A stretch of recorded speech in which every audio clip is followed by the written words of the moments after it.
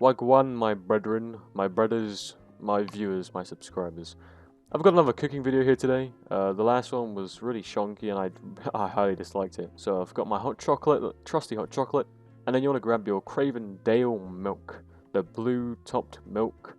It can be any topped, but we usually get the blue milk, so that's why I've got it in this video. And it lasts pretty long. So next you want to get your Anchor original whipped cream. Leave it out for a bit because it's too cold, it sprays really weird. So I've got that there as well. And then next I'm gonna grab the trusty marshmallows. They can be any brand, but I've got Chamallows because that's what they got. Put the milk in a pot, and then you wanna, go to the hob. And with my amazing firebending powers, as I am Prince Zuko, bing! Oh my god, I'm actually so cool. Did you see that? I did it. And look at this wacky magic. See? So yeah, you're gonna let that heat up for a bit.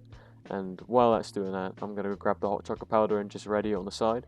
So it's just ready there when I want to pour it. So now, you want to grab your trusty teaspoon from the drawer, wherever you keep your teaspoons, and put 2 heaped teaspoons in there, please. Don't put 3 at all. I hate 3 teaspoons. It's not good. So just put 2 in there, please. Like, just put 2. Just put 2. Nothing else, just 2. And you want to stir that for like 40 seconds, maybe a minute. Let that all dissolve, and once that's all dissolved, it's got a better texture than when you don't mix it. And I don't know, it's just something about mixing it makes it taste and it just clean a lot better, because cleaning the pan when you haven't mixed it is pretty bad, because you've got like lumps of hot chocolate in there. I haven't perfected my hot chocolate ways yet, but this is a start. This is a really good start. Grab your mug. I love this mug. I've had it for a year now. So you can see some guy keeps commenting that my hands are tiny. No, my hands are pretty big, as you can see here. I'm 6'2", so naturally I have big hands.